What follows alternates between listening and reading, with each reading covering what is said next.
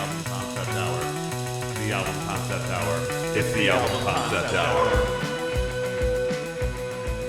Welcome, everybody, to the Album Concept Hour. We are here again for you guys to break down another concept album. This time we're doing a newer concept album. Just came out. How new? It's less than a month old right now. Hot off the press. and We like to it throw. is- We like to, keep you on your toes. Yeah. And we first of all, before we get into this, we'd like to let you know, there's a reason that we were off last week. I was taking care of my doggy Mulder. If you are a fan of the YouTube channel, you may have seen him pop in and out of some of the videos. He was a gentleman. He did pass, and that's what I was kind of taking care of last week. And I wasn't ready to talk about an album that's about death and grief and acceptance yet. So this week, You need a minute. I needed a minute. It was, we'll get into it a little bit as the episode goes on, but it was he had heart stuff that pretty quickly kind of got bad, and we had to make the call. So that is, I love to start things off real heavy, on the podcast. Here, I'm Brad, by the way. though, This is here John. is to the best boy Mulder. Yes. Cheers. Cheers Cheers, to Mulder. Cheers. If you got one, drink one. Just If pour it you out on don't the rug. drink, Or, just Pour it pour out some on on the the rug ground for the for homies. Mulder. Yeah. Pour some for Mulder. Mm-hmm. So this one obviously is dedicated to a real good boy. Best boy.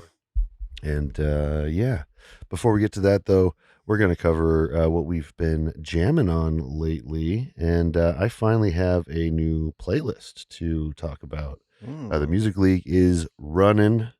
It's going. We're doing it. We have less people in the Music League this time, though, so it's only about 10 people rather than like 14 what we usually have.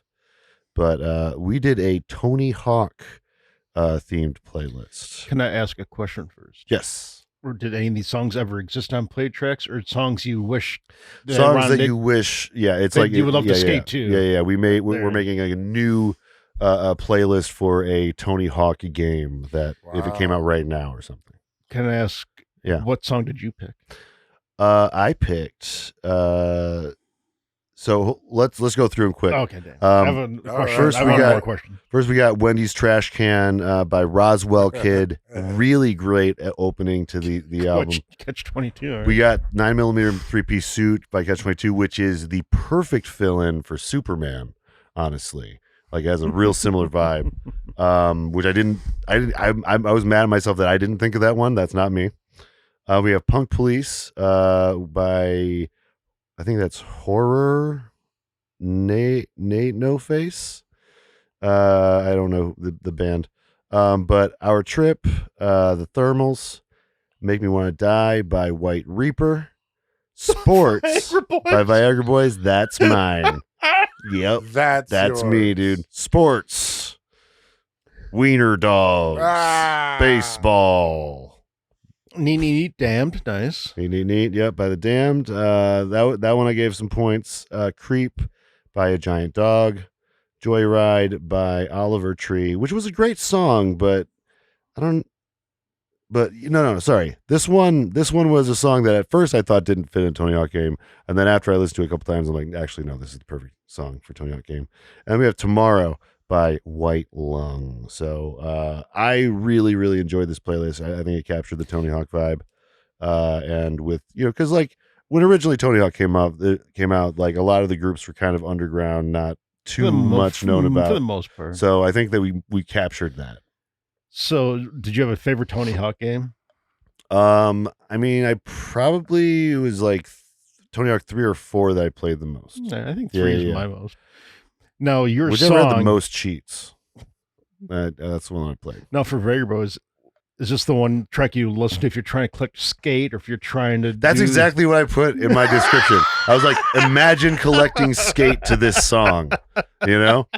Have you? I'll play a little bit so that John knows what we're talking about. There's a little bit of sports.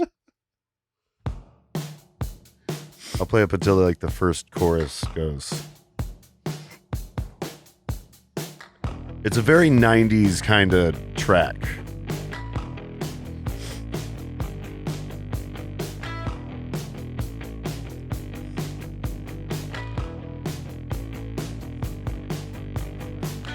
Baseball.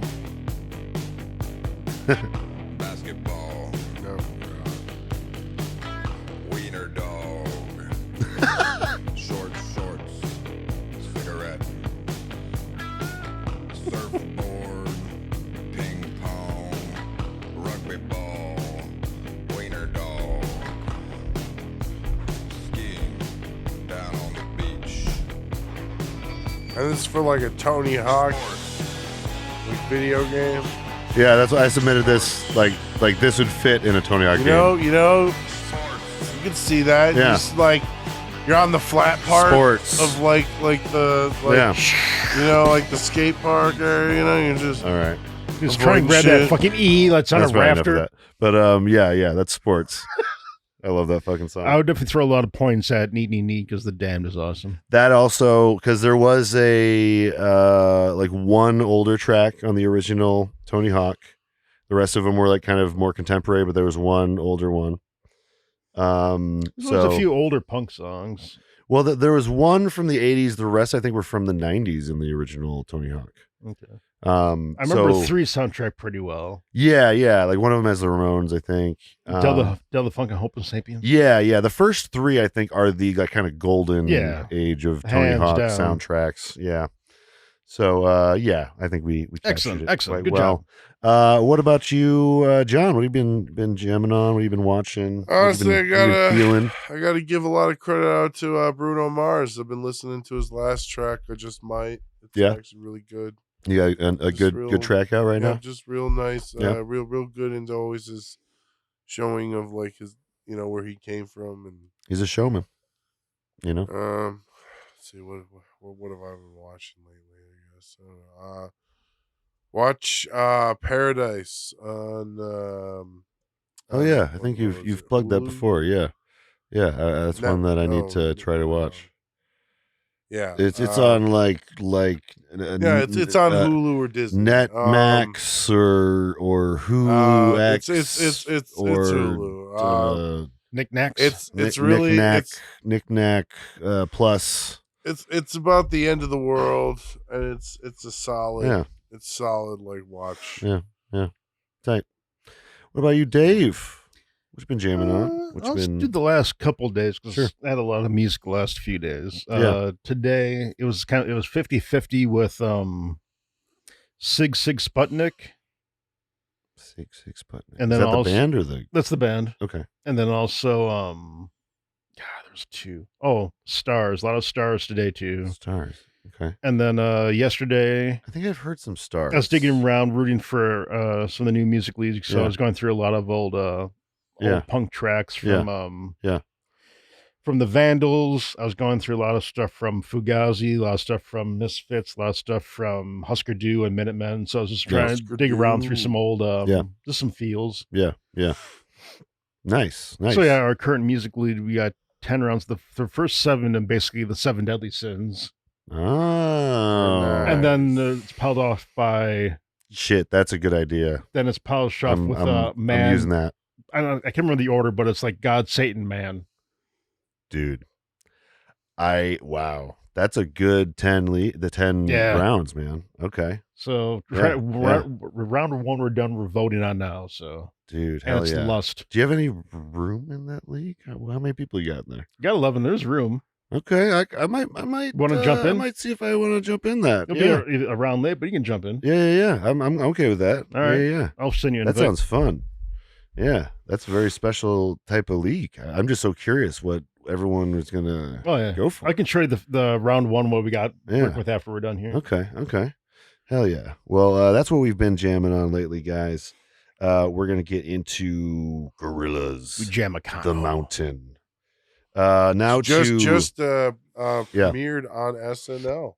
yeah. They were on Not SNL. that it was the premiere of the the track or anything. Yeah, but, they've been doing a lot of press for this Well, yeah. one. They finally got some exposure. They're finally getting that exposure that they've been, clamoring recommend watching the SNL because they got Dell. They got Dell back to for do, Clint Eastwood. Clint Eastwood for the first song. It was great. Yeah. And Solid Dell is great. And Dell is Both great. of them, yeah. It was a real full circle moment, I feel, because I didn't even think it was Dell. He looked great. Yeah, he's still a pretty first. funky Homo sapien. he's still a funky Homo sapien. I think he's still got projects he's working on. He's a busy Homo sapien. Yeah. But to set the stage a little bit for this album and what kind of where it came from and why it sounds like it does and why it's about what it is. Damon Albarn and Jamie Hewlett, the two, masterminds behind the Gorillaz. Albarn, of course, is from Blur.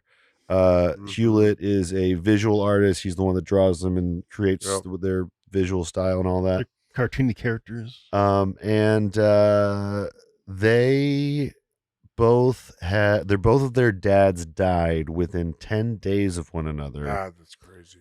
And as part of their grieving process, they went what a trauma bond. Well, that's just wait till you hear the rest of this. So they went to India to grieve for this, and found it to be a beautiful place to just deal with death, because death is a more positive experience, because there's the reincarnation thing. They're just like they're going on to a new journey, and definitely not hell or something. Very, very Beatle-esque journey for them to take. Yes, very much so. Very much they did a Beatles after their manager died thing. And I think the album has a similar magic to it. It's called Drugs. It's called Drugs. It's mean, just in the water there. That's what the but the other weird, crazy coincidence about this thing is Damon Albarn and Jamie Hewlett were also born 10 days apart from each other. They planned this. So it's like somebody planned in this. some of the interviews they were like joking that like once one of them dies, like the other one's gonna have like a 9-day head start or whatever. He's gonna be like, okay, I know in 10 days I'm dying. Like a Final Destination style. Yeah, basically. Jesus.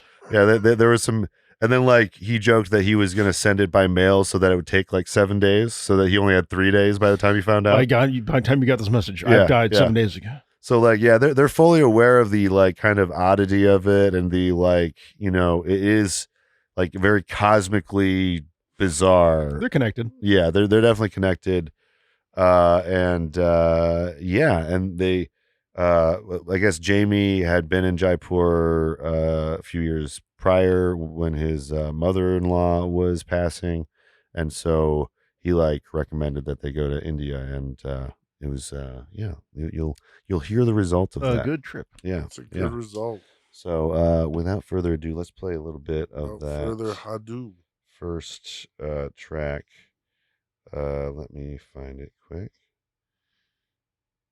But I got like multiple clips for a few of these, but we'll try to get through them quick. Here we have oh yeah, that's right. I wanted to make sure to get, like, for the mountain, I wanted to make sure to get a little bit of the Dennis Hopper bit, even though it's not the clip that I picked. Here's the clip, and then I'll play the Dennis Hopper bit.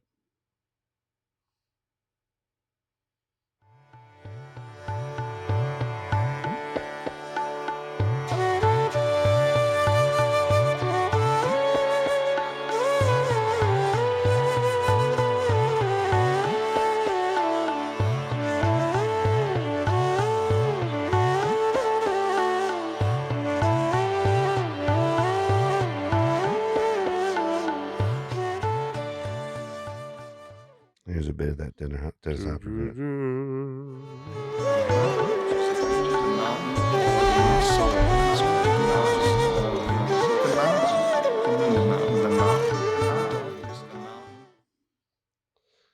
So yeah, obviously, if you are a King Gizzard, if you are a Gorillaz fan, then you are aware of the fire come out of the monkey's head, the mountain called Monkey song from Demon Days.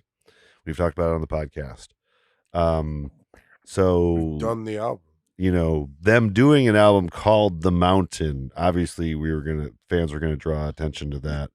And so yeah, they put Dennis Hopper in the first track. So you're like they're like, we know, we understand, we're making that connection.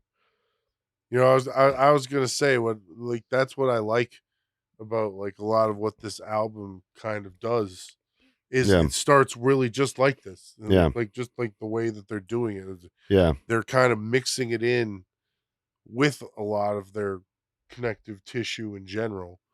With their previous efforts. They're really like just making it very clear that's what they're doing, and that really helps with the whole connectivity. Yeah. Like by putting Dennis Hopper right at the front, like it's like, oh, like this is like someone that's passed. It's almost like a fever dream too. Like you know, like you've done all this stuff, and now all of a sudden you wake up and it's all combining in your head. The mountain, you know, It's a very ethereal album. Like it's almost like the entire album is like those last few tracks of Demon Days, you know, where they are getting through that kind of spiritual kind of vibe and getting into the spiritual warfare that's going on in the mountain called Monkey, you know.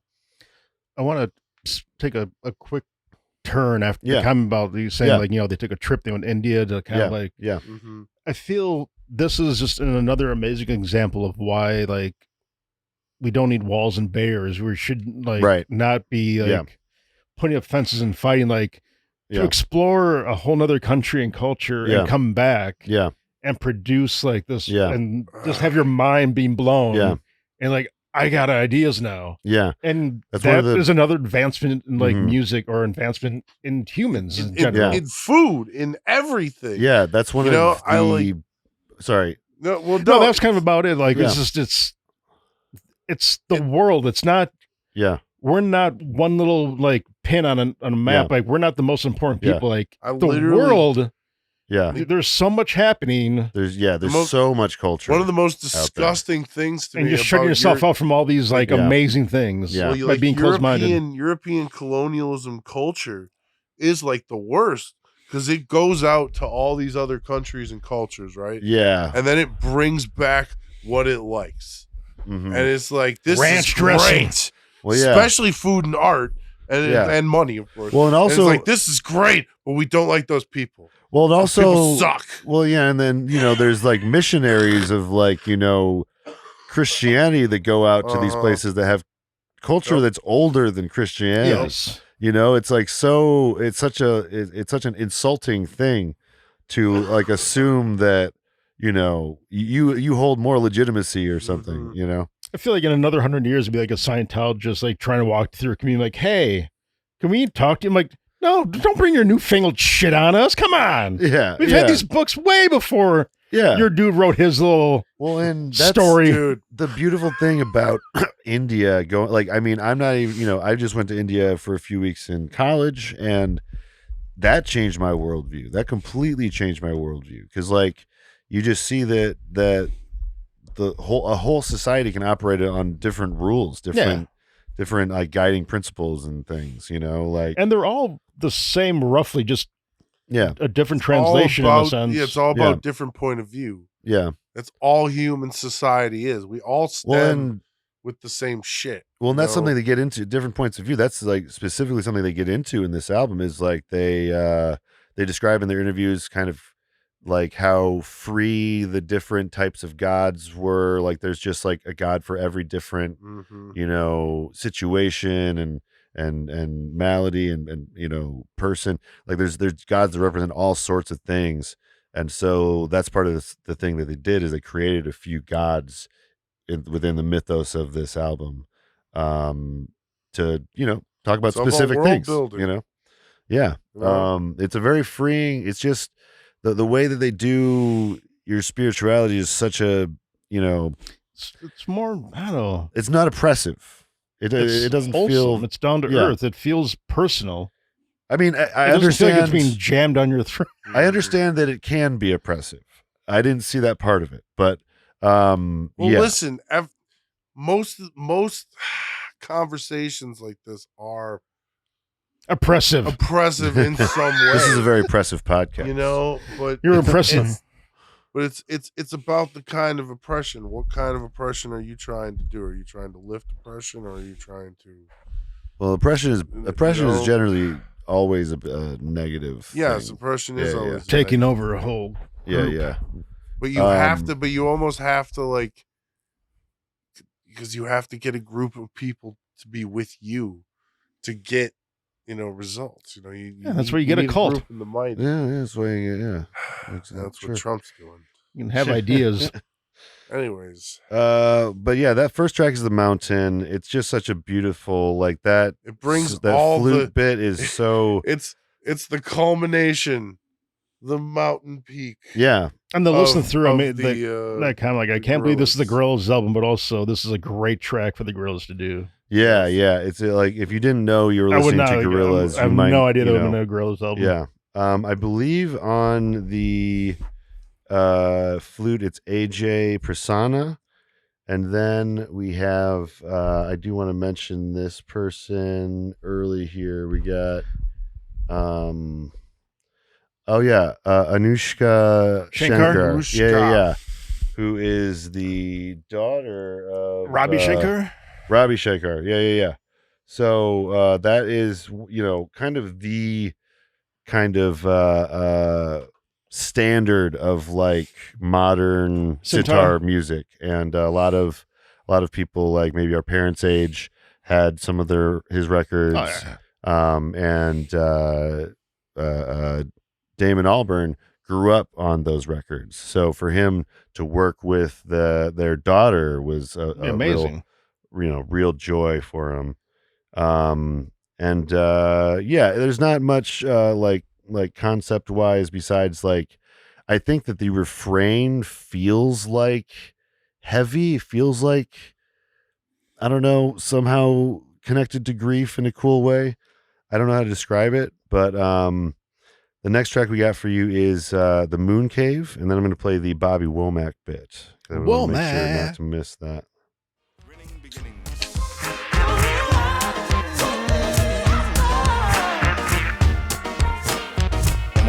Yo, I go like a butterfly, give me any. I'ma let it slide, bet you I'ma like I'm in the sky. Look at how I wanna let the ideas just up high like a new hot. Good to be the GOAT, only way is to treat it like it's gossiping. Yeah, watch this, yo, I go like no other guy. And here's a little bit of Bobby Womack. Great symmetry. Maybe I should just wait just a little bit.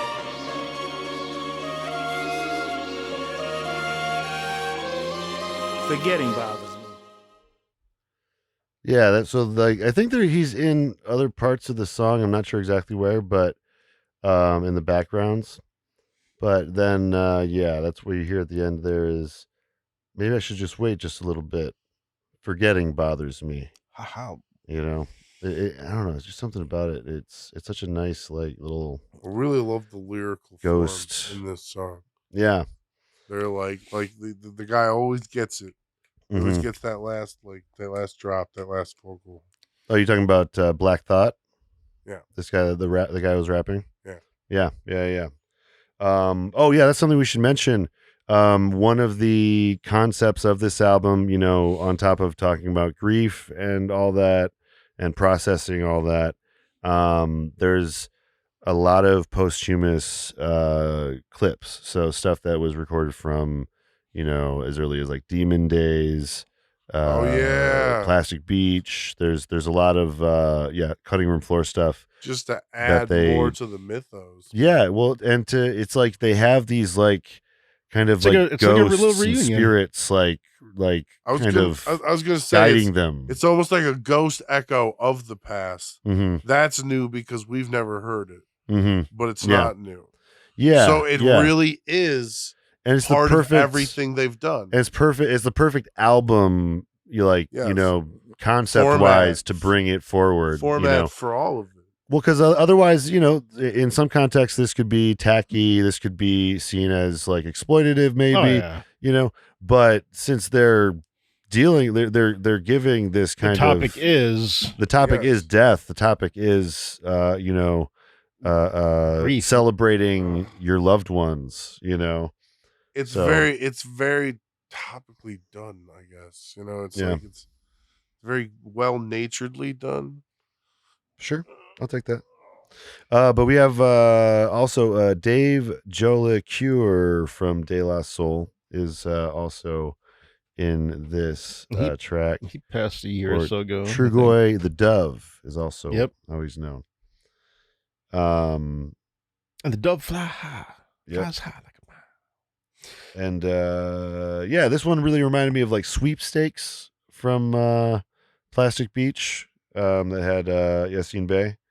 I think this whole album reminded me completely of a Disney movie. I think the only reason why, because that clip you showed me remind me of like the Jungle Book. Right, the music video. Yeah. Let's mention that for a second. There are other tracks that I'm like, I can see like the point of like there's a move changes. This track seems. I want to say that's the flute or whistle. Yeah, like I feel like that's the Disney kind of.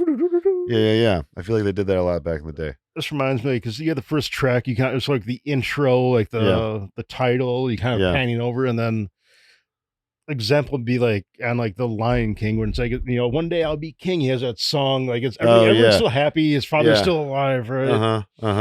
It feels like the album kind of like has like a movie-esque feel as well. Like it's very like this flow of like just life. Mm-hmm. Yeah, like I know that they're always kind of going for that, but like this time this they really feels landed. More than their other albums. Yeah, and that might be from the fact that they had just been trying to greenlight a project, a movie for a while, or maybe they tried that into some, or they just subconsciously like that was. Well, I think it was that they were just on such a clear journey together. You know what I mean? They were both on such a like the same wavelength as far as processing, because like apparently like just hearing early versions of The Mountain was enough to inspire Jamie Hewlett to start drawing for it, and like it was just one of those things that like the kind of inspiration flowed in a really cool way, and I think that it's a very coherent and flowing album because of that. Yeah, and the Moon Cave flows like a river.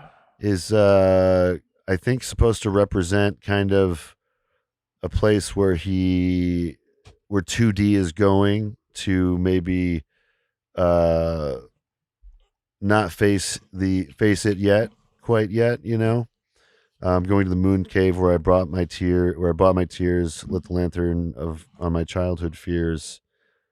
Is the Moon Cave mental? Maybe. You know what I mean? Like it could be a state of. But mind. I was thinking like they're literally.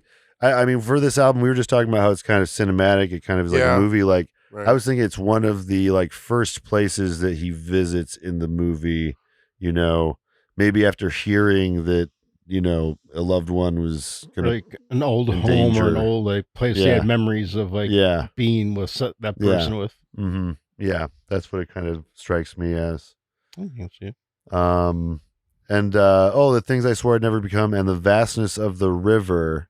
The river being the kind of eternal river, and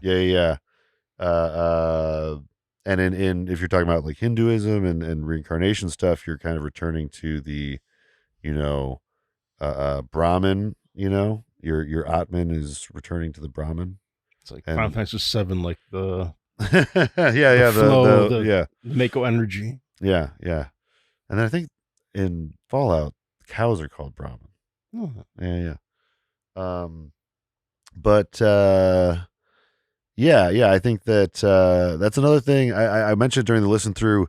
But the river reminded me, there's the Pink Floyd album, The Endless River, which I think is getting into a similar Bruce Springsteen, The River. Just the river, but I was wondering, like, I don't know if I can be impartial on this album because I'm such a Gorillaz fan. You are a fanboy. And it reminds me kind of like this album in particular reminds me of the later Pink Floyd album where it's like, it's slower. It's more about life and death. And well, no, I'm thinking like Division Bell and later. Oh, you know that what I mean? later got it. Yeah. Where it really gets to like these guys are aging and they have different subject matter they want to discuss. So the splits happened. Yeah, and I think that in a similar way, the last couple of albums that had this heaviness to them for Gorillaz that like I think come with age and come with like losing people and like dealing with and that's the thing with a band after years of playing music, like you're not gonna be the same band that's singing about the same subject for 40 years. Yeah. And I think that it's like and you will change because you can't be like a young band and you started in your late teens, early 20s and angry about the system and now you're making millions and millions of dollars. Like you can't have the same problems, right? Right. So that's like I can't tell if like a young person would like get the same thing out of this album that I am. You know what I mean? I think they can. It could also be just a different thing. It could be a different thing. It could be everyone can look at it or hear it and just pick something else and just well, have a different. It's always, I was gonna say it's always music is the therapeutic. same problem. Yes, it's a different issue. What? Well, like, I'm sorry. What? I'm sorry. No, I'm sorry. Music. What music, especially in like culture, tends to do is. It's always about getting people to think beyond the boundaries of their thought, of their wall. The wall is a good example of that. Yes. But yeah, this next track we got for you. Sorry, I don't have a transition. This next track we got for you is Transition. The Happy Dictator. Okay. My love I will bestow. And as we march into the future, happiness will grow.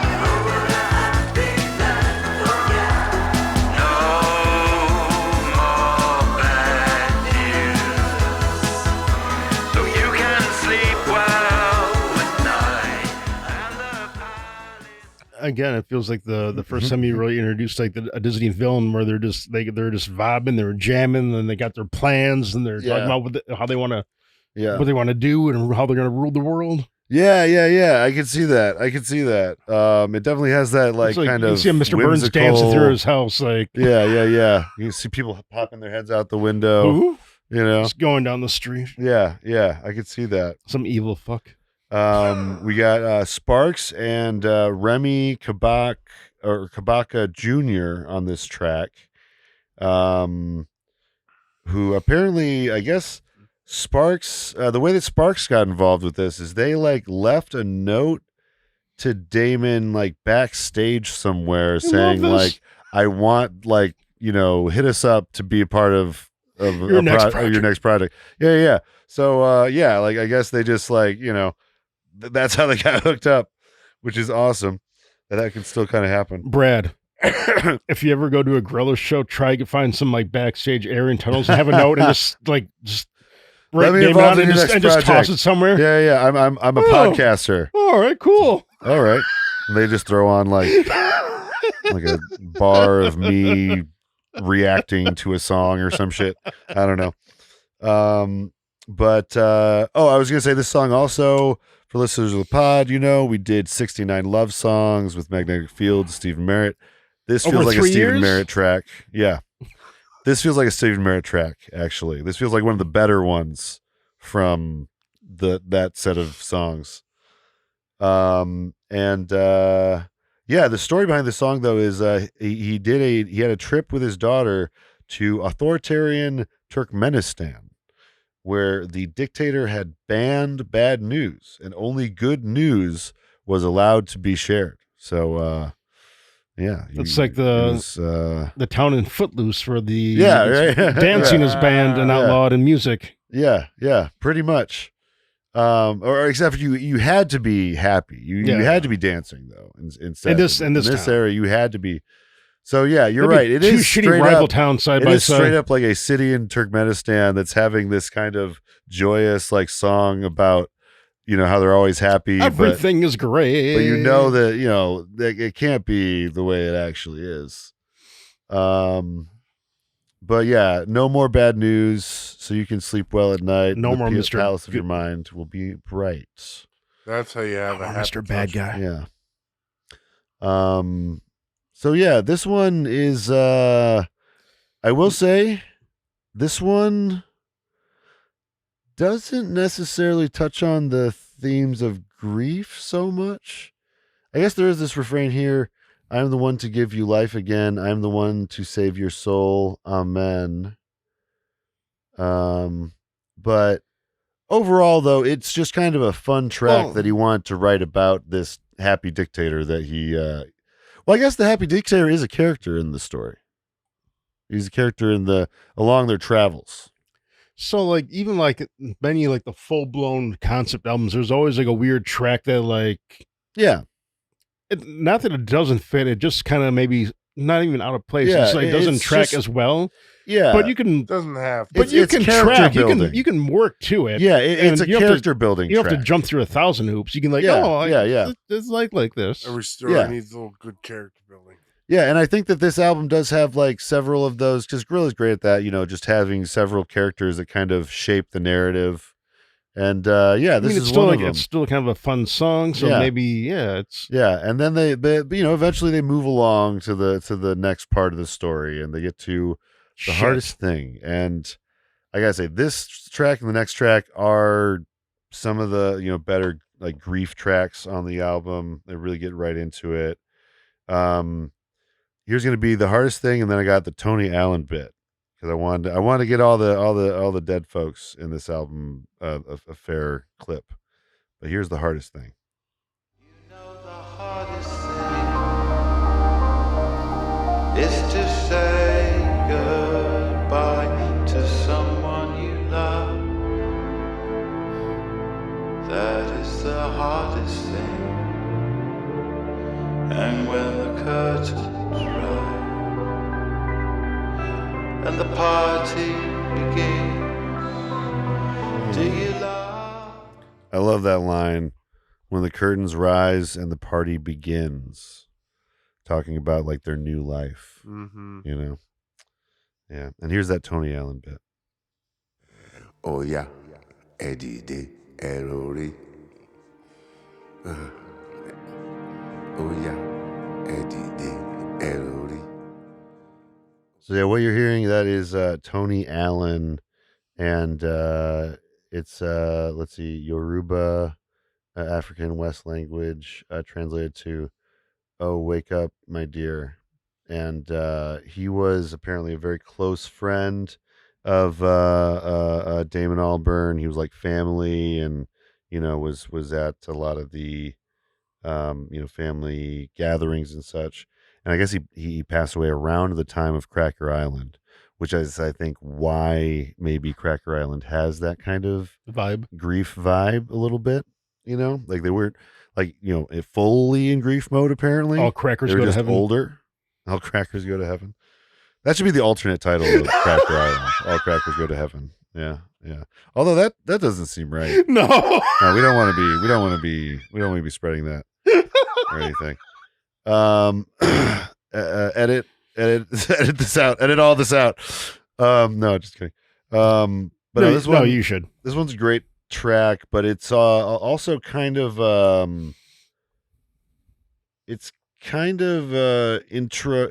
Like this track and the next track, Orange County, are kind of two parts of the same coin. You part know what one, I mean? part two. Like and in the writing, apparently they did this song, The Hardest Thing, and then they, going back to the studio in Orange County, they realized there was just more to do with that song. It's like, and so they wrote this bit. It's like Floor with like Shine On, Crazy Diamond, part 1 through 7, and like 8 through 4 over there. Kind of like that, but they broke it up a little bit this time. So here's Orange County. The hardest thing is to say goodbye to someone you love. That's the hardest thing. Every face you forgot for this job, they suspend the clock. Another star. Get another. The vibe and the whistle, everything, it reminds me of like an old like 16-bit like Super NES like RPG where you just find like a new town, all of a sudden like Oh yeah, all of a sudden everyone's, you're like, oh, what's happening? Like you're trying to figure out Yeah. It just just, the vibe of the song is great. Like, Yeah, it's good tough, walking like, around track, you know? It's the very white guy dance. Like, Yeah. But it's such a simple line, but it's so fucking powerful. You know, the hardest thing is to say goodbye to someone you love. It's like, I mean, there's not really much to embellish on that. It is the hardest fucking thing. The closest connection I would say would be like the Flaming Lips with "Do You Realize?" Yeah. Do you realize that one day everyone you know will die? Yeah. I was thinking the same thing. Yeah. And we'll get to. There's another. Yes, one there that's is. even more Flaming Lips vibes. It's such I didn't a. even realize that was a Flaming Lips song. I was just thinking. And now Yeah, you yeah, do. yeah. Do you realize?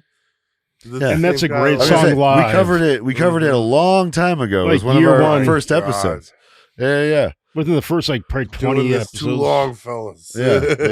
Oh wait, does any of you have a? Oh wait, never mind. Hold on, I got my bottle opener up here. I forgot. I have my backup one. It's just it's such a beautiful, again, talking about some hard stuff. So, you know, like, no one wants to say goodbye to someone you love, but it's also like, you know, when the curtain rises and the party begins, you know, that's what we're also experiencing. We're celebrating. It is. You know, like, that's one of the things when my sister passed was like a very important to our funeral stuff, is like, we wanted to have a party. We wanted there to be music. We wanted people to be celebration, having as much fun as you can, you know. That's what a funeral should be, hands down. Full stop. Yeah. Well, you know, it's like it's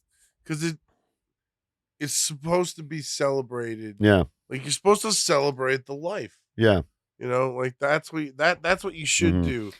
Stop all the sad bastard music. No matter what, that person's energy is passing into something. And another funeral I went to recently, they had karaoke, and it was such a beautiful thing, and everyone got to share their feelings in that way. Mm-hmm. And they also took a page out of my sister's funeral, and they had a standee of her, so people could take pictures with her standee. So this is a long time ago. So when my grandpa passed, my dad's father, I was only like 3 or 5 months old. Oh, wow. But so he planned on, like, there's like, I believe it was like 3 bars in town, bought a cake for each bar. It's like right before he passed, like, I just want like everyone to go in that day and have a drink on me. That's just enjoy it. Yeah. One more. Wow. So he got the party started, prepaid, kind of. Yes. Very cool. Very cool. I'm thinking like, same thing, like, shit, man, like, just open up the cellar, the liquor cabinets, the cooler doors, just grab a cigar, just fucking and just take what I had and enjoy it, and just you know, shoot the shit, just enjoy that day. Mm-hmm. It's beautiful. Don't be sad, be happy. It's beautiful. Well, that's the last couple of days for Mulder. We had a lot of his favorite people over. We made sure to just for a couple of days, just invite everyone we thought that he'd want to see, you know. I'm going to be surrounded by love. Surrounded by love. Yep. And that's, I think Kara Jackson we're hearing, in that track. I love the voice there. That's it's a great track. It's a really, it's such a we have Bizarrap, Kara Jackson, and I almost want us to just play that clip again. It's so good. Yeah, let's do it. I mean, the vibe on it. Oh no, sorry. You know the hardest thing is to say goodbye to someone you love. That's the hardest thing. Every face you forgot, Father's job, they suspend the clock. Another star. Man, if anyone hates that, stop lying to yourself. It's great. Yeah, right. Yeah. Don't be a hard ass. Yeah. You know, I'm sure there's probably contrarians that are like, "Oh, Gorilla's too popular. I can't listen to him." You know. Yeah, but he really does that. Like, he really does that line very well too. Like, with the hardest thing Yeah. Like, you know, like that, like leading into like just really works. If like, and he really hits on a hard issue.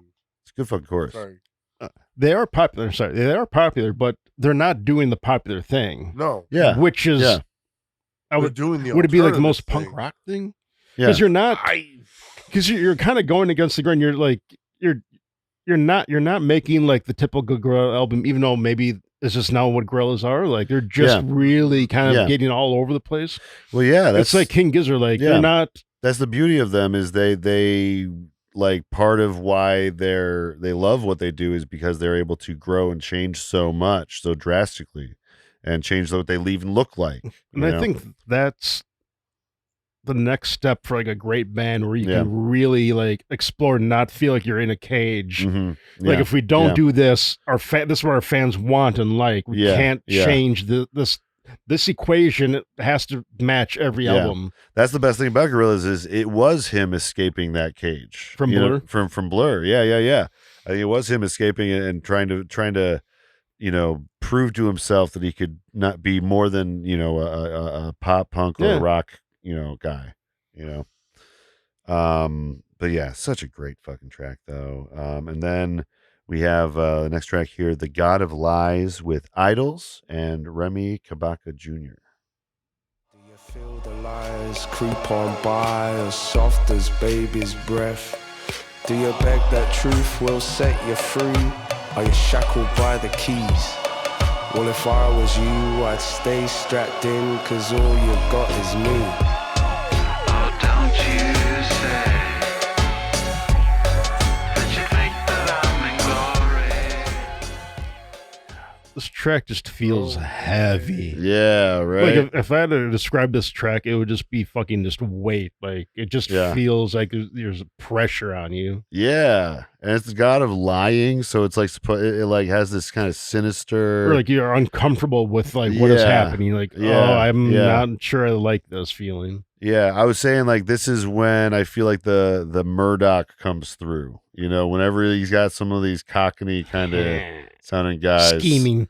Yeah. That's when like Murdoch's is chiming in. Idols. Joel Talbot is the perfect fucking guy to bring in for this. I don't know if you're familiar with check him out. The G-Sides album, or was it D-Sides? I think it's D-Sides, Demon Days sides. But the Kids with Guns remix, Jamie T's Turn to Monsters remix. This song is like basically like the same vibe, and it's like I'm so glad it's on the album because like that was always a D-side. It wasn't part of one of the actual. Yeah, but it's probably the best like B-side, D-side. Yeah. Best so cutting room floor song for Gorillaz, hands down. Yeah. So they somehow I think captured that energy, which is amazing. But yeah, I love this here. Do you love your blessed Father? Anoint by fear of death. Do you feel the lies creep on by as soft as baby's breath? Do you beg that truth will set you free? Are you shackled by the keys? Well, if I was you, I'd stay strapped in because all you got is me. A real devilish kind of thing to be saying. It feels more like Western religion than the Eastern. Right? Yeah. It feels like it's like you feel like fear and shame and like you're like cry, it's bad. Don't worry. It's like the flip side is, hey, it's things go on. It's a flow. Yeah, it's true. It's giving you like a much needed dose of like listen to the school reality in the midst of this kind of fantastical journey. Like the schoolmaster in Pink Floyd, the wall, like schoolmaster. Yeah. Just coming in the middle, just all the like making showing feelings. Yeah. But yeah, and I love the stuff here. Like, are you happy with your housing? Are you climbing up the walls? Are you deafened by the headlines? Or does your head not hear at all? It's a heavy track. Yeah, a lot. Every line that he says is pretty fucking great. It's good for me. Even though it matches, this is the outlier because it just it's so different vibe than everything else. Like, you're just like, definitely. It's real heavy on the poetry. It's just in the lines. Right. You know? That exactly. guy, the Idols guy's got a real way of delivering stuff. You know, vocal. Yeah. Joel Talbot, really, like, I'm still new to Idols, but I have been enjoying what I'm hearing. That's also what I've been listening to. I listened to one of their albums. This next track we got for you is the Empty Dream Machine. Another, I think, a good chorus in this one. But I don't know what to say. Release me now. An empty dream machine without you. Listening to Asha sing dumb, model dumb. We acquire honor from it, but a model come. A heart driven by the drummers, what I borrow from in the shadowy light of the night until tomorrow comes. If that's not like a late Beatles or a psychedelic song title, I don't know what is. Yeah, right? The Empty Dream Machine. Yeah. You know, and it's really the modern equivalent of that, like, kind of genre. Yeah. You know? Yeah. Oh, I'm being texted a lot. Like, it's such a cool, I was just going to say, I was thinking while we were listening, like, you know, why is it that we don't use a lot of sitar anymore? And I think it's because it was overused in the 60s, you know? So it's like there was kind of this kind of like moratorium on, like, all right, we need to just the sitar take and a pause, the Eastern influences and stuff. I mean, maybe it was harder to record too, you know. I just think it became maybe tacky. It became like maybe just a sign of, you know, psychedelic. Like, it just became the opposite of what it was trying to do. Right, like after hokey. maybe like 72, it was probably considered like hokey. You know what I mean? And what I love about this is they're returning to that well. You know, they're returning to that well, but with a different style.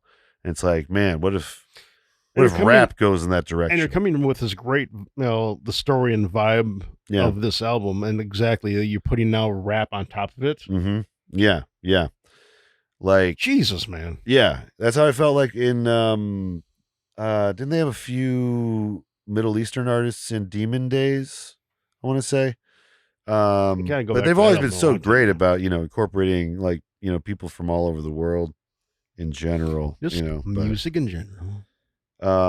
This one is also music without barriers. You know, that's always been the Gorillaz. Yeah. This one is a really good, a continuation of the grief he was feeling in the tracks 4 and 5, kind of grappling it in a more sad way. An empty dream machine without you is what he's saying is, you know, how he feels. You know, he feels like an empty dream machine. He feels like alone. Something's missing in him, you know. The yin to his yang. Yeah. See, I prayed, I cried, don't let me fall. I'm a chastened man right now. Right now I feel this pain. I feel this transition, but I don't know what to say. Release me now. So yeah, he's like grappling with the fact that, like, he knows death is coming. Because that's the thing with Damon Albarn, is I believe they you know, were aware it was about to be happening, and, you know, kind of planned their last days. So yeah, really, really good track. We got I think, was it Black Thought on this one? Black Thought, Johnny Marr, and right. I think Anushka Shankar again. She is on almost every track. She is. She's like really the fucking center. star of this album for sure. And I also thought it was interesting that they have Black Thought 3 times. Usually they would get like a different person for each thing, but they must have really been vibing with Black Thought during this process. So, he was also on the SNL performance. Yeah. Mm-hmm. Oh, and he said Really he good episode in general. he mentions listen to Asha sing, Dum Dum Mara Dum. Oh yeah, that's right. He references one of the movies that that Indian singer was in. Oh, Dum Mara Dum, which which was an anti-weed movie that came out in India. So I guess India is like reefer madness, maybe ish. I don't know. I'll have to watch Voodoo pharmaceutical. but probably with a Bollywood number in the middle. Yeah, just to break things up. Yeah, so they get really fucked up on it and start dancing and singing. But yeah, great verse though from from Black Thought. Here we go. It's time. Okay, we're gonna take a break soon. Got it. Soon. This next track though is we'll take a break after this one then. This next track is The Manifesto, and I have a bit from Trenio's verse and then a bit from Proof, which is the oldest sample, deceased sample. Yeah. Yo no sé qué va a pasar mañana. Yo no sé. No entienda la luz que me llama. A mí mi futuro me reclama. Camino hacia la luz. Camino. I have nothing to lose. Camino hacia la luz. It's fucking smooth. And then we have the Proof bit.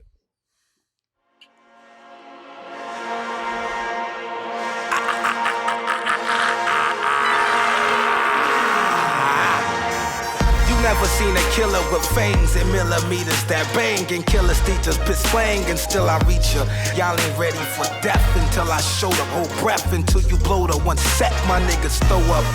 How many times I gotta prove you're not to test me this? Hell yeah. Even though it's like the oldest, it's still I think with like a great lyricist, like it feels timeless. Yeah. That's Proof from D12, by the way. It has very like Wu-Tang vibe too. Like I feel like there should be like bees flying around or like killer bees. yeah. It's from 2002. So during their, I guess, preparation for like Demon Days, just didn't make the cut or whatever, and then he tragically passed in, I think, 2006, I want to say. I looked that up. I believe that's right. Yeah. It's just really, amazing. 24 years later, bringing you back such a legendary well done, too. person. It's such a great verse. Like, it's a hard thing to pull off, I would think, Yeah. But they somehow do it. Like, if you didn't know that there was a bunch of posthumous parts in this album, you wouldn't think, I think that's like a clear sign of like something done very, very well. Yeah. Like the first time I heard like Wugazi, like the Wu-Tang over Fugazi, that mashup. Yeah. If you could put that on and if someone had no idea who these bands were and it's like, what is this? Yeah. I'm like, it's two separate bands we just put and melded together. Yeah. Because it's done so perfectly. Right. I feel like same thing with this. Like if those things were added in. Yeah. Like it's seamless. I'll give you an example that I didn't necessarily like of using vocals posthumously. And that's going to be the Beatles' most recent song, Now and Then. Like, it was fine, but it was also like, I don't think this is what John was going to make it sound like. You know what I mean? Like, it didn't. Actually, I don't even remember that. It was okay. It was like okay, but they used like some recordings from John and you used something to make it work. You and they made it work, but like it was like sell. But this, it's like you don't even notice it. Oh, you know no. what I mean? It's just I feel like it's effortless. God, I gotta go back and find that track. I don't even remember it. Yeah, it came out like 3 or 4 years ago. Oh, now. Well, geez, I definitely I missed that one completely. Yeah. It was they were excited about it. It's a fine song, but like it's just like I don't know. This does it way better, I think. Hey, Paul, look, we got John here. And they had like some George Harrison. Oh, bring up the George volume. Video. I don't know. And then there is the It's like the holographic Tupac. right. Yeah. Oh yeah, I was just gonna say the proof verse was very harsh and about some of the horror, like awful parts of life a little bit. So another kind of like going. Well, that's life. Yeah. That's life. And, that's what people say. Does he mention the 21 grams though? I think someone mentions 21 grams, which is like is it the weight of the soul after or whatever. You pass? Yeah. Wasn't there a movie with like Kevin Bacon or something called like 21 grams? Yeah, I think there was. There was. It was like Ambulance Driver or something.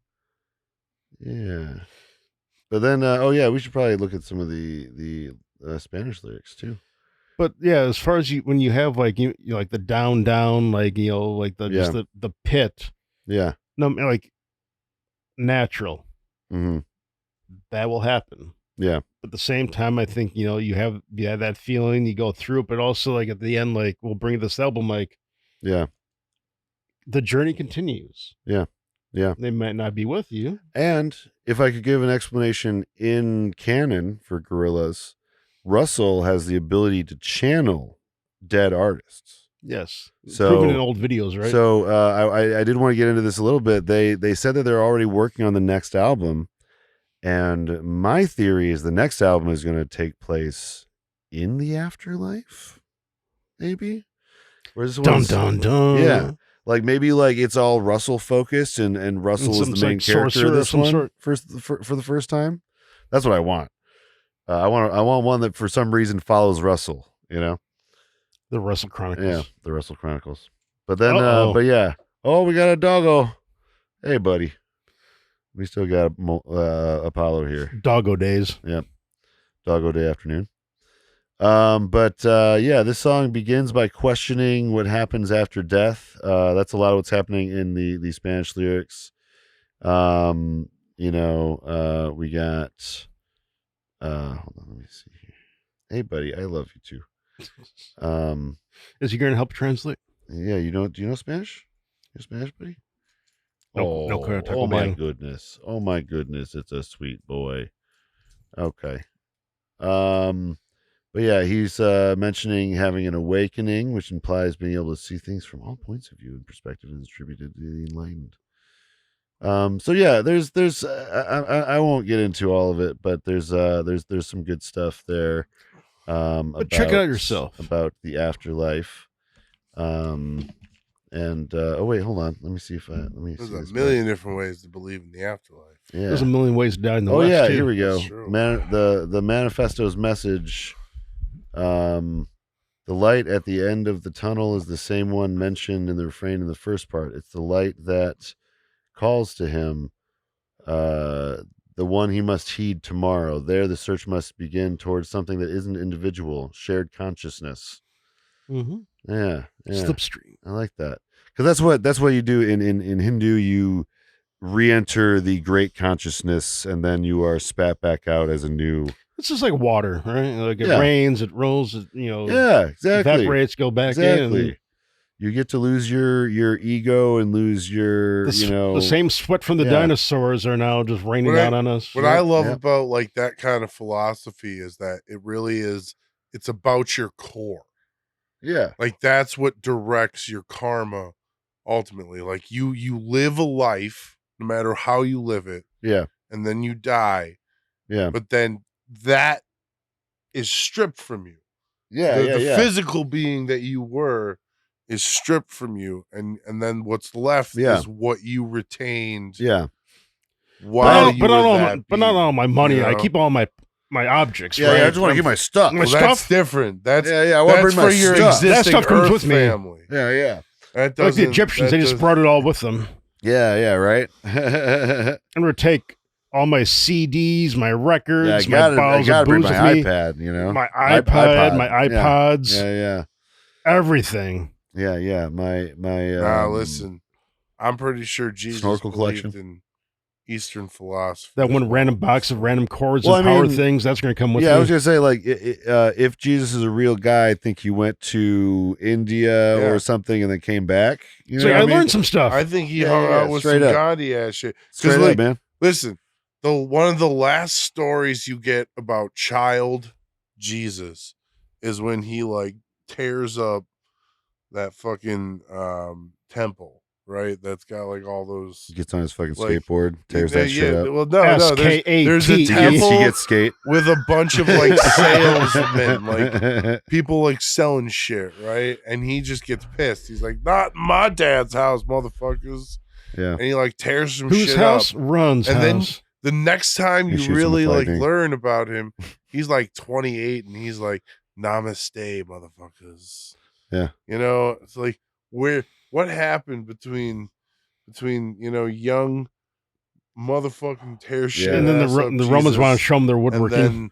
There's I think why are we there's still like fighting in the there's first like an place, apocryphal guys? gospel where he like uses his powers in kind of like a young Superman-y kind of way. Yeah. You know, I think he did. That one's fun. They should put that one back in. Fun Jesus. I still think they should put Fun Jesus back in.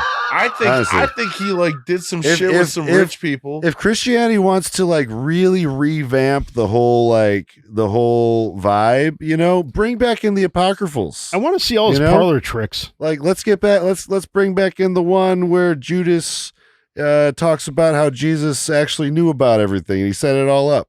Yeah. You know what I mean? There's all sorts of fun stories in the apocryphal gospels. So anyway, I bet there's more. We can add more. We can add more. We Make can a whole always add series about it. Yeah. Anyway, Fun Jesus. We're going to take a quick break. And when we come back, we are going to finish up this awesome album, The Mountain. What's up, guys? We're back. This is the Album Concept Hour, and we are going to finish this hour. This We're gonna do epic mountain of an album.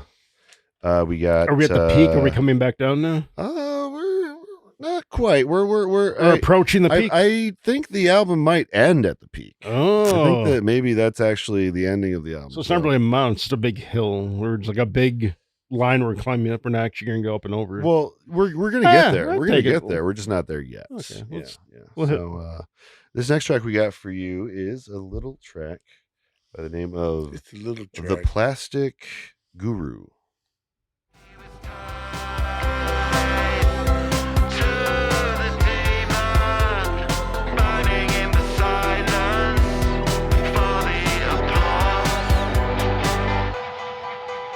Okay.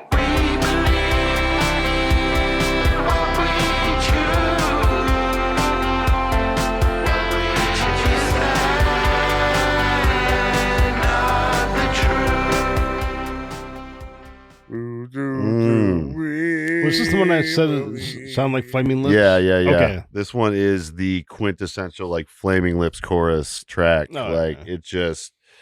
And we were talking in the listen through, like Gorillaz doesn't do these kinds of tracks usually. These ones that like the crowd can sing along with, and like And you're shooting confetti cannons into the crowd. Yeah, And every time you know, I like- fucking time. like I never knew I'd get like a kind of, you know, do you realize kind of Gorillaz Moment track, with you know? So it's such a beautiful track. Absolutely. And seeing the Lips live is a whole different thing. So if you can do it, fucking Yes. do it. Oh yeah, it's a party. Highly recommend. It's a real party. Yeah. I've definitely experienced it once. Back when I was telling you so that one of the guys from the Flaming Lips was from Pink Floyd. I remember that. You were like, I don't think that's right. I don't think that's right, man. And you looked it up and you were like, another day you were like, yeah, he's not in the Flaming Lips or whatever. Not even one yeah, song? I just misheard my friend and assumed it was truth. Now I have a podcast. Flaming you know, Floyd. If you can trust what I have to say, guys.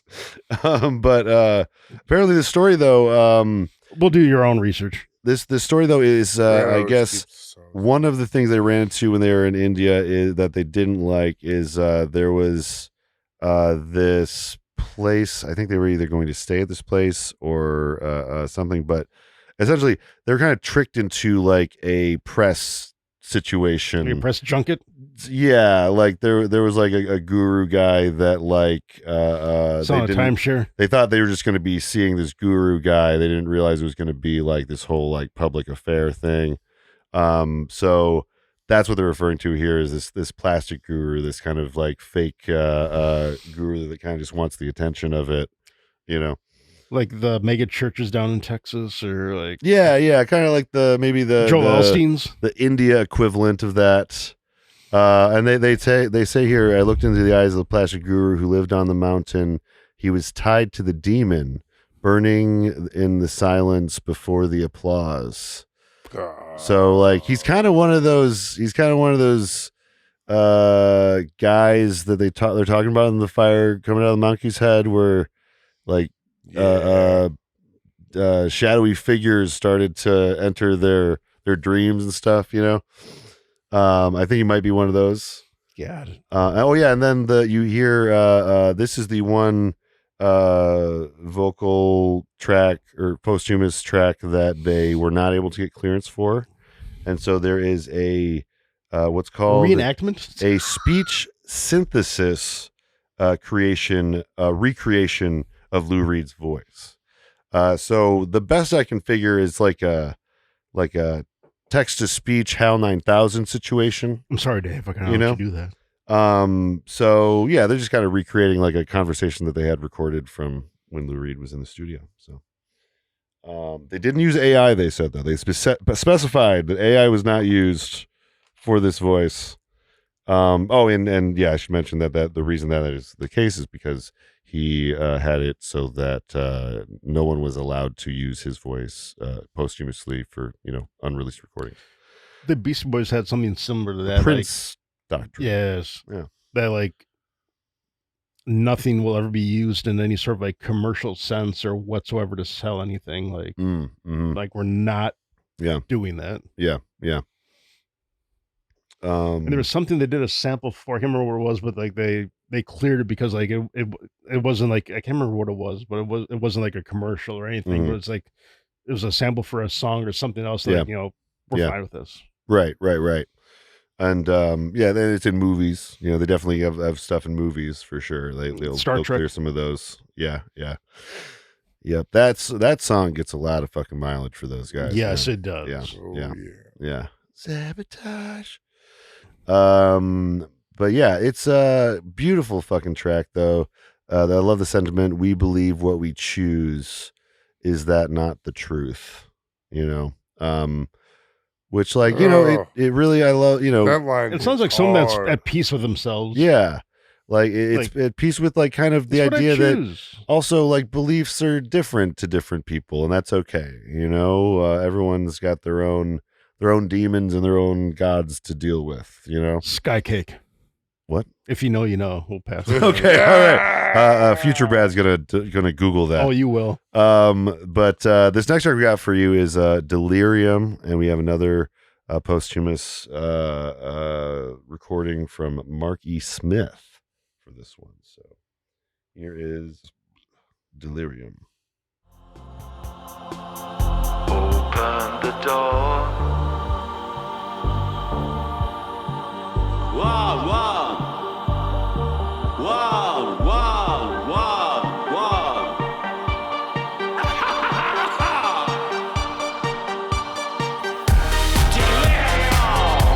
Delirium. Sooner or later. Delirium. Yeah. Boom, boom. Yeah, this one goes pretty hard. This is using unused pieces from Glitter Freeze from Plastic Beach, which is also, you can definitely hear that. I'm glad they're recycling Plastic Beach. That's nice. Yeah, that's good. That's really good. Somewhat like, they got to find a way to reuse that beach, Otherwise, it's just going to be floating. Throwing it away. Otherwise, it's just going to be floating there. Don't just throw her to the side. Yeah. 3 R's, recycle, reuse, refuse, revenge. I think it was. I like this track. Again, we have had these kind of few tracks that bring us back to like the harshness of reality and stuff. in between these acceptance of songs of death, peace, and and that's the thing. That's why you go, but you do go between those different stages of stages where you're like happy that they're at peace, happy and side, then you grieve. the days that you're sad that they're just not there. And I think that's this track is the delirium of let's see, delirium tremors. There's a panic in the mountain because a new god's come. He doesn't recognize himself or what he's done. Oh yeah, this is also kind of talking about the new god being like new technology and such. Like Clippy. Like Clippy, exactly. The Out a stranger, how can I help you? Let's see. Let me just read this here. When an outside force with great power arrives, bringing change, terror, and destruction, Gorillaz call for action and change. The chorus has a posthumous feature from Mark E. Smith, who passed away in 2018. The recording Mark features Delirium are from Plastic Beach, blah, blah, blah. I already know that. But that was from but they don't. Contributor Ice Bear Cub. Ice Bear Cub. Thank you. On Genius. Yeah, don't have a whole lot more to say about this one. It's just a fun track. I enjoy it, and I always loved that Glitter Freeze track. Like it's such a weird, you wouldn't quit it. I believe, like everything he says is just very specific Dude, and weird. It's really good. I don't know. It's really good. Like picking, like album picking. And then I think that is the last posthumous person in this album. On the album. Yep. Oh. The rest of the album is Alive and kicking. Live and kicking. Exactly. So this next track is Damascus. Good steel.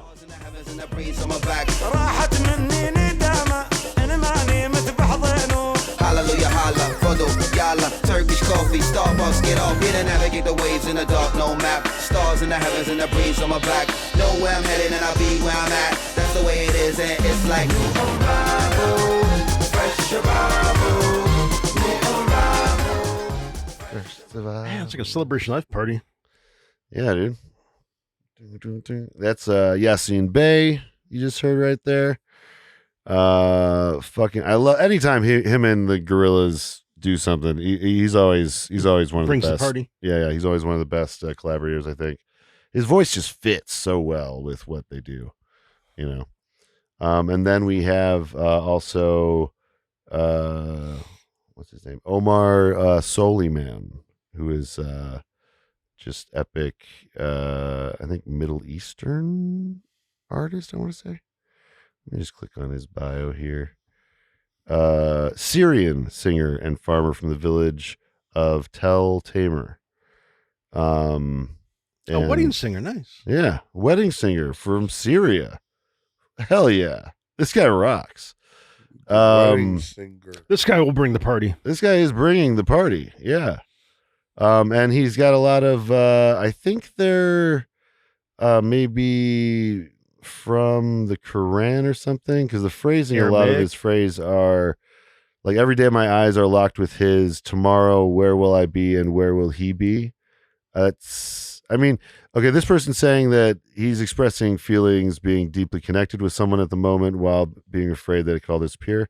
But I don't know, I wonder if that's actually like him talking like towards God or something. My eyes are locked with his. Sounds like something from the Quran, but I did not look it up, so I'll correct this guy later if that's the case. But yeah, regret has left me if I don't sleep in his arms. So yeah, I think he is talking about death in his own way. And then we just got the fucking Yasin Bey making like. Just having a lot of fun. Hallelujah, holler, Fadal, Yalla, Turkish coffee, Starbucks, get off me. Yeah. I think the new arrival, fresh survival, is maybe referring to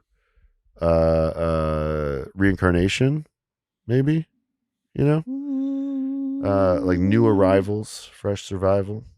Let's see what they say here. Oh well, this person's maybe suggesting that could be survival. Maybe talking about refugees or migrants. Seeing as this guy, Syrian artist, he's riffing off of. Because I wouldn't think that'd be much as reincarnation and Arabic, right? Looks like this actually section was taken from another Plastic Beach demo named New Arrivals. So this one's doesn't have someone posthumous, but they're reusing something from Plastic Beach. Okay. Recycling. I like this. Plastic Beach is the best album to recycle. This Plastic Beach has to be recycled. Yeah. We can't let this stand. You know what? It'll be a trash mountain. That's got to give it at least like half a point in the concepts ranking. You know what I mean? The fact that they're actually recycling. I mean, it's their own concept too. We might even give it a full point. God damn. I don't know, man. No band has recycled their own content as much as this band. Yeah, but I love its inclusion here. Like Damascus, it seems like it's just party place, at least according to the song and this vibe, you know. So yeah, maybe I want to think that it's also kind of talking about your new life once you are reincarnated, maybe. And then we get to this song, "The Shadowy Light," which is really cool, featuring that actress mentioned earlier, Asha Bozel, and it's got Gruff Rees.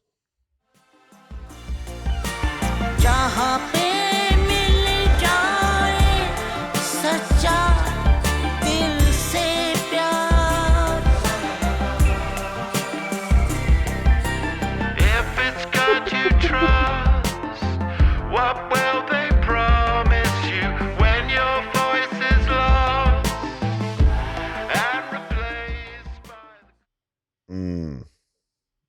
I love 2D. Hell of a light. Yeah. So we were kind of talking earlier that it could be like an asteroid coming to Earth they're talking about, because first verse here we got, "If God is love, the distant asteroid hurtling towards us out of the void, the golden horde living the fever dream are oblivious to the truth," and then "of the shadowy light." So I was thinking maybe the shadowy light is like the shadow of this asteroid coming to Earth, you know? And, you know, maybe just kind of just the shadowy nature of death in general as well, you know? Shadowy people from a shadowy planet. There are usually some shadowy people around in the Gorillaz mythology. You know, there's usually like one or two shadow creatures. But yeah, here's the translation for some of that Hindi. "Come on, my boatman, the waters are deep. I want to cross over to the other side, where there is happiness, neither sorrow, where there is victory nor defeat. Come on, my boatman, the waters are deep." Yeah. So it's you know, classic, like, Two pence is pretty cheap. The boatman. Your pants is pretty cheap. What?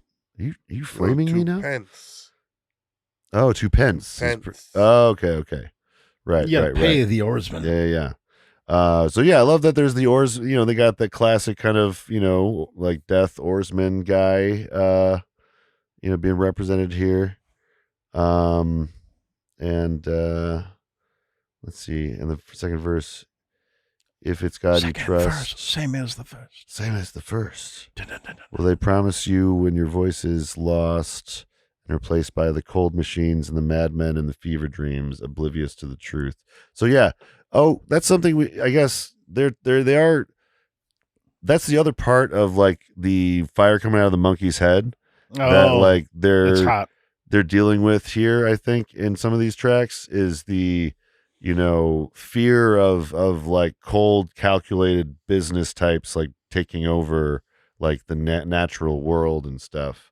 The suits. Yeah. And to the point where the natural world has to re-control. The natural world becomes unnatural. Yeah. And that's what they talked about that a lot more on the last album, Cracker Island. I feel, you know, that was like more. Well, I blame us, the Crackers, for doing that. It's usually us. It's generally us. I always say, like, with the Farmer's Almanac, we spent like hundreds of years collecting enough knowledge to create a farmer's almanac just to fuck everything up. All that, anything you look up is not right That's anymore. a good. I mean, anything you look up that is years and point. years and years of farmer observation. Yeah, and climate change really fucked the farmers for years Doug. again too. Yeah, and now it doesn't work anymore because it's all weird and the weather's weird and it doesn't matter. I don't know why that's amusing. I don't know why that's amusing right to me, but it's like darkly amusing. It is amusing. Yeah, it's darkly amusing. Yeah, actually. But I mean, that's the thing. True. He gets into some of this, like in the latter part of the album, he gets into more of that kind of existential dread of the world, not just of like his loved ones and stuff. He's getting into the existential dread of like the earth and humanity itself, Yep. And then we get to this track, Casablanca.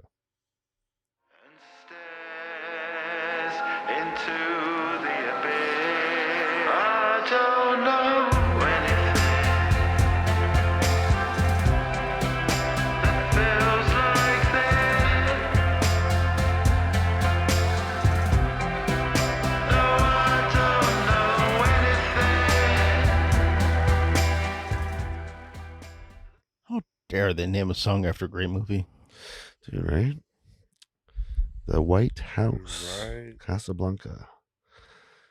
Yeah, I think it's probably just because it's the neutral zone. It's the neutral area. Where anything can happen. Anything. There's a hole in the wall where you can pay to see it all. Oh, nice. But yeah, the first verse here, I'm here in the painted world of the blue sky, where the gamble is the runway that leads to the mountain, and the inmate's cell always remain open as they stare into the abyss. That's kind of panopticon situation happening, maybe, where it's like that's like at the tower in the middle, and all of the prisoners' cells are pointed inward towards the. It was the shape of like the Minecraft dragon. It was the shape of the prison in Guardians of the Galaxy 1. Right. That's a panopticon design. But was that in Marvel? Was that that underwater sea prison in the sense too, or is that? Yeah, that's a bit of a. I'm just trying to remember how it looked. Yeah, I think it's a bit of one of those because you're in the center and they're all on the outside. Yeah, it's spherical. All those rooms too, because they all have their own little spaces. Got their own personal space. We got staring into the abyss here, though, which is classic, description of darkness. Well, like I think that when you're dealing with someone dying, you are staring into the abyss. You know what I mean? You're staring into the absence of life. I feel that's one thing that as a human we can't understand. Mm-hmm. There's no way compute. You cannot figure it out. Like you don't know what nothing feels like, blackness and like no sound, like until it happens. Yes, because it's you cannot imagine what that would even be. Mm-hmm. Yeah. When you look through whatever DMT trip you're going through at the end, you see what you want to see. I mean, how many drunken strippers you might have had? It's nothing like that. And then all of a sudden, something like that happens. Well, I mean, unless you got really close. Yes. You wake up in the hospital. And then you probably had a trip. Yeah, you maybe floated above your body for a little bit. Yeah. Hey, wake up, douche. Wake up, douche. Still gotta go Chipotle, man. We gotta get a burrito. But gotta live. Yeah, I was gonna say though, it reminds me. Grief also reminds me of how little you know, and like it challenges your beliefs. It challenges your whole course, everything. Shakes you to the core. Shakes you to the core for sure. And that's what staring into the abyss feels like. And I will say, on that subject before we get on, losing someone very close to you, before their time. Oh yeah.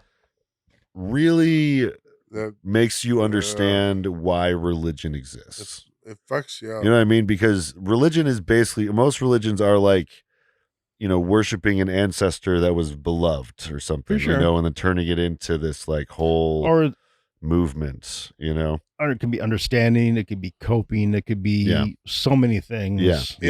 Because you want there to so many be different people, another place to see them. Yes, you want to see them again. You want to make sure they're in a good spot. You don't want it's so. Yeah, it definitely made me understand like why some of that stuff is so is prevalent in all cultures. Yeah, just in a different way, but it exists across the planet in every single book and every single scripture. Yeah, definitely.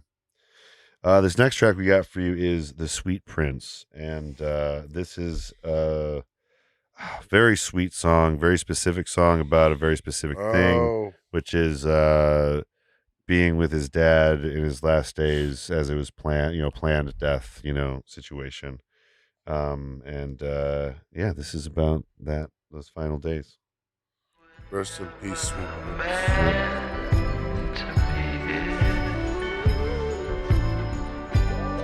and the sword you hold in your hand, well, its mighty blow will set you on your pattern path into the next life.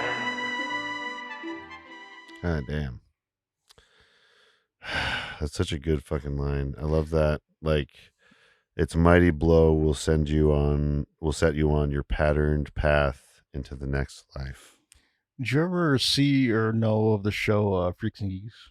Of course. Oh my God. Yeah. So I remember, I think it was in the first or second episode, the two main characters, Sam and Lindsay.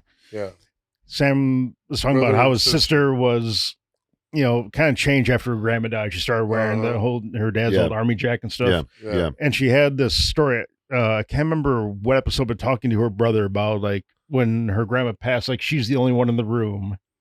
Mm-hmm. And she saw her like, she was scared, like fully scared, like not knowing, like she was scared, Sam. Yeah. And like she, at that point, that just broke her. Yeah. Because, again, it's the unknown. Like what is happening? Like, she would literally watch someone. Yeah. I mean, fictional character, but like literally watch someone that was dying and having that emotion, like, everybody's been there. Yeah. And that's like, I mean, that's something with Mulder that was like a full circle moment for me, is like it was I won't get too into it, but like my sister's last day was not very comfortable for her, and it was very seemed very stressful for her and stuff, and we were able to give Mulder a very calm. Was it in the house? In the house, like we started right here in the living room. Yeah. It's don't stress them out even more. Just like the idea of bringing your pet to make them comfortable. Yeah, I'm sure people do it. And it's fine. I'm just saying it's not for me. But but being there the whole time, being there as he passed into the next life, them, being with them, was a very healing thing. I would do it 10 out of 10 every single time. Yeah. As much as it hurts, it's you're there for them, and but yeah, there like there are two different ways you can go, know, and you don't ever know whether you're going to get the peaceful version or not. And that's part of it. That's just part of it.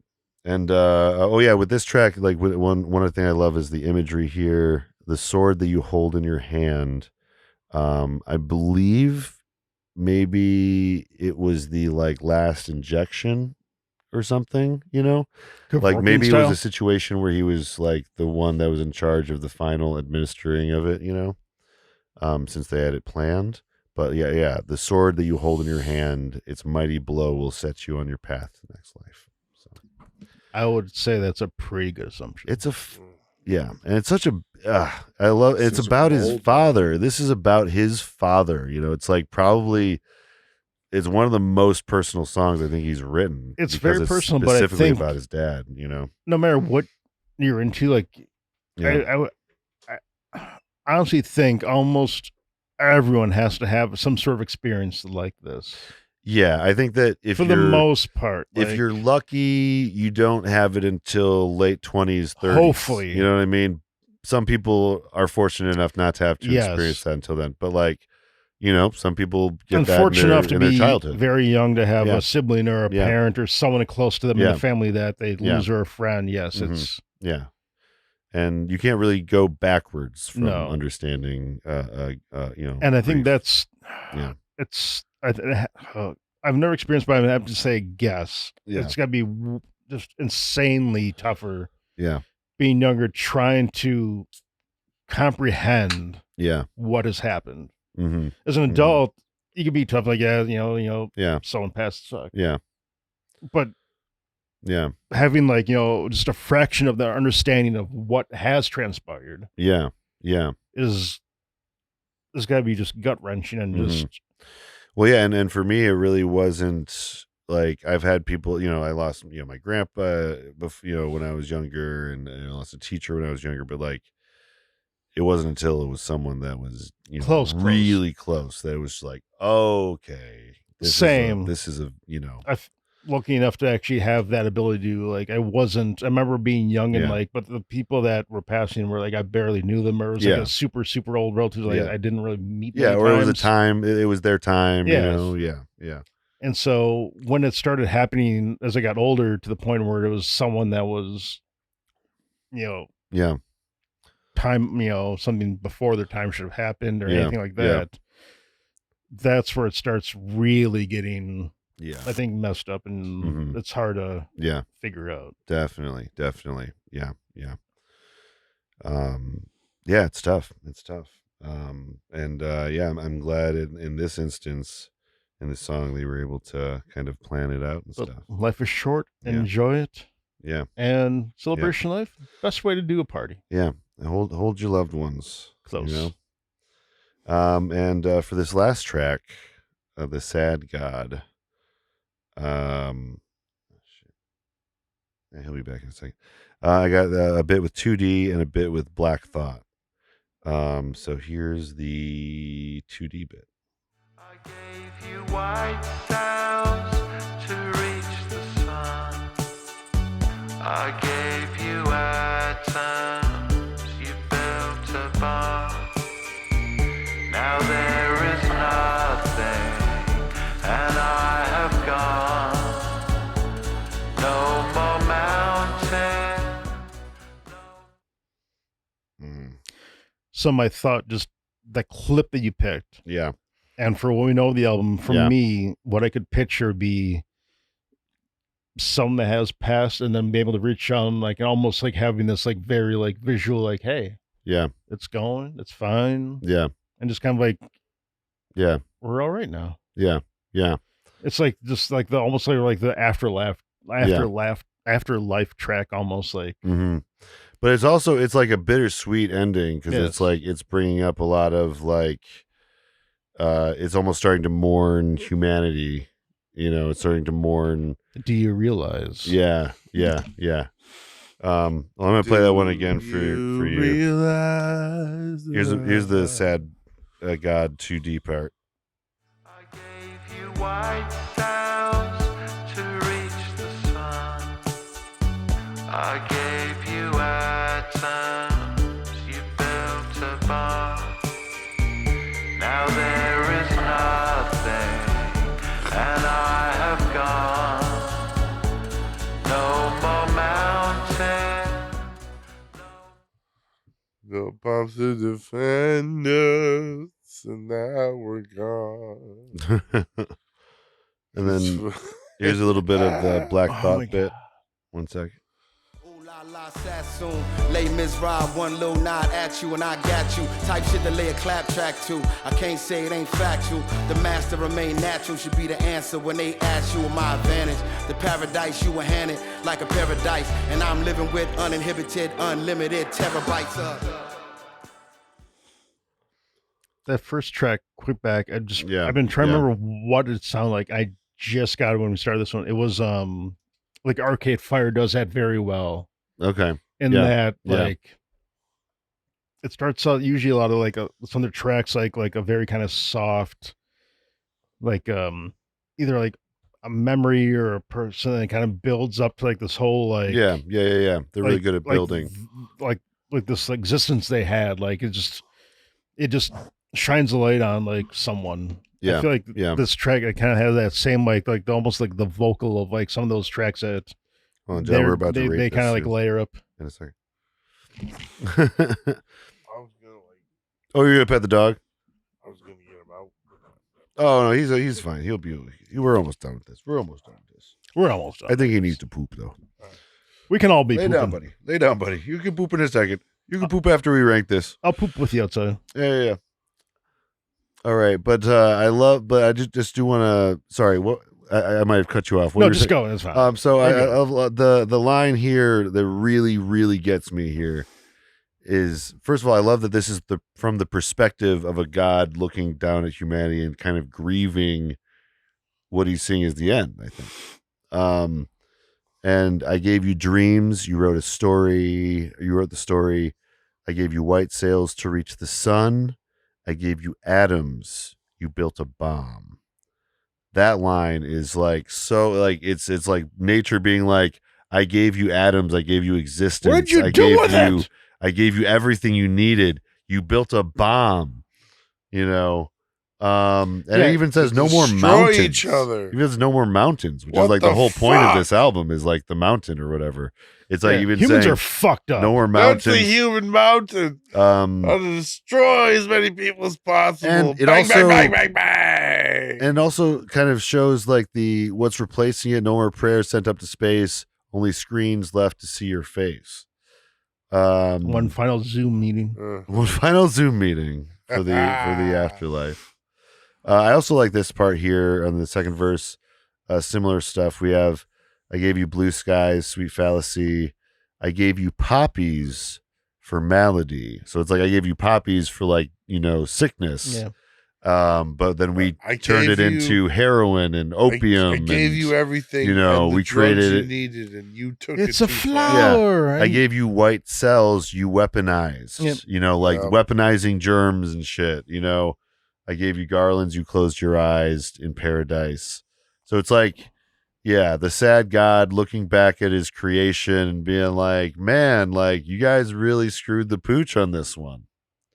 And it's like a really somber everything you could place to end. How did we screw the fuck it up? You fucked everything up. Yeah, literally everything you I could gave have. you the code. Yeah. The codex for everything. Yeah. And you did what?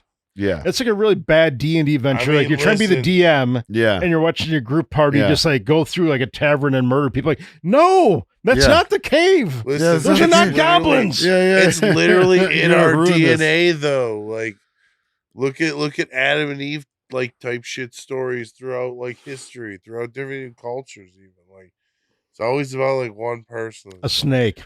I gotta poke that. It's something that like it's there's always been people that have wanted to be better and do the right stuff. Yeah. But there's also the violence of patriarchy that has dominated, the narrative it continues to kill people that think like this. And that happens, within religion. Yeah, and within religion as well. Yeah. Like it. What's a crusade again? Yeah. An I think adventure. that's what's happening in Iran right now. But it's going to be Actually, there's some real short. far right. We're just having a conversation. Far right Christian shit that's actually like. Oh, I know. No, I know. They're crazy straight on up. that They shit. straight up are trying to bring apart up on the apocalypse. I It's see that. so fucked. Why? Anyway, we got a few more albums left we'll ever do, so there you go. We ain't dead yet, but yeah, guys. I do feel like though it's one of those ending tracks that gives you inspiration. Though it sets the stage. It tells you a new hope. Yeah, it tells you what's going on and like what It's like a we're all here for it, guys. Yeah, it's a call to action a little bit, by ending the album this way. Do what you can. But we got to rank this thing. Tear it up, tear it up, tear it up,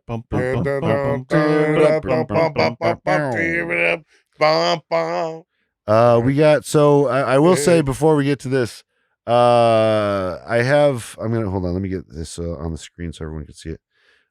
So I'm gonna be transparent with our audience for a second. I was looking at our S tier, our 5 rankings, and I noticed that we had a severe lack of women in our rankings. So I have taken the liberty of bumping up a couple of albums.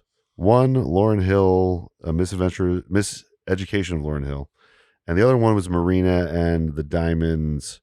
Which honestly, that should have been on. I don't know why I didn't put that on a 5 in the first place. If you're bumping that up, if you're bumping Lauryn Hill up, you should bump up. We were pump up the jams. Pump up the jams. Pump it up. But yeah, those were like kind of the 2 female artists that were closest to the top of 4. So that's why I bumped them up. Marina and the Diamonds, I mean, you guys weren't on that episode. That's pretty much only my opinion. And I do think it's a 5. I do think that it deserves a 5 if you go through the social media stuff. I can't argue. If you say it's up to the 7th Son, I'll agree with it. Yeah. Right. Yeah. Right. Second, it's such a weird duo right here. But no, Lauryn Hill, though, it is also like, I mean, you can't really argue too much with it. Lauryn Hill is one of those. Could we just been misunderstood? Maybe we just misunderstood it. Maybe we just done more education. We should put Carole King up in the. We should really. Well, Carole King, I think we ranked lower just because it wasn't concept-y, you know? Yeah. Yeah. So, yeah. Anyway, that's the update, though. We should pump more into education. Yeah. So, I'm already in the 4s personally for this album. My argument is just the fact that there's all these posthumous things. There's a lot of connective tissue. There's no, that's positive for it, because they're talking about grief, and they add to that concept of grief by using these old recordings from dead artists. So where do you want it? I'm gonna say solid 4. I was gonna call high 4s. I don't think it's necessary. Like, I think Plastic Beach might be a tighter concept.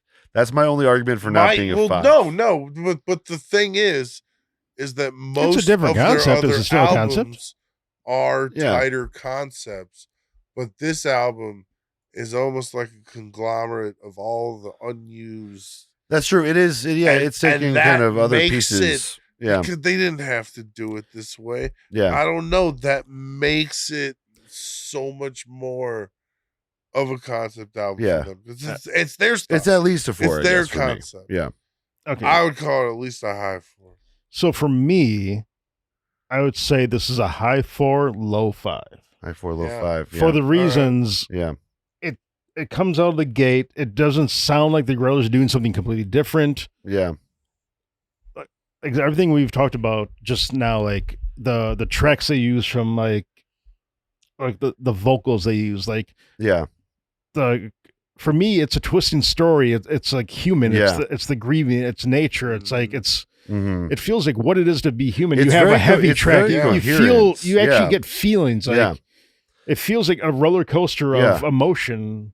I'd be comfortable with a low 5. I think that I would agree with that, because like I think that like I said, I think Plastic Beach is just a little tighter, but this one is. It's a trash island, Brad. It's a trash island. What are you talking about? It's a great trash island. I just have a soft spot for that album. This is a majestic mountain. But yeah, no, I think you're right. It is very connected. It is like there's the world music aspect to it, where it's like bring together grief from all over the world. It feels like a legit like live stream through this album. Yeah, like a whole vibe. I still get from like even the first track. I remember feeling like, oh, it feels like 3 of their albums just like, like digging up. You know, yeah. And like I think they've been talking about reaching that peak. Yeah, and their last album, you know, they incorporated some, you know, they had Bad Bunny on, and I love that they continued that with incorporating, you know, a Latin artist, a Middle Eastern artist, a lot of Indian artists. You know, it is a world music album, and I think that is a great concept as a whole as well. And I would definitely recommend this to anyone that is, going through grief. I'm going to recommend it to people. Yeah, it's definitely like a really, really good album for that. I think that's a good ranking, guys. Stop fucking up and listen to this album. Yeah. What are you doing with your life, guys? Listen. This to is the end of this episode. So we're done now. You can go put this album on. Yeah. It's over. Go home. Do something to make you feel better. Yeah. But well, thank you all for listening. And again, one last cheers to Mulder up there in the great dog park in the sky. Cheers. We love you. We miss you, and I'll see you in the after. You're the best, Mulder. You're the best boy. Good night, guys. The album concept hour is Brad LeBaron, Dave Gallagher, and John Aker. Special thanks to King Gizzard and the Lizard Wizard for the theme music. Join the discussion on our Discord. Or for everything else, go to linktree/Flyover State Park. See you on Side B.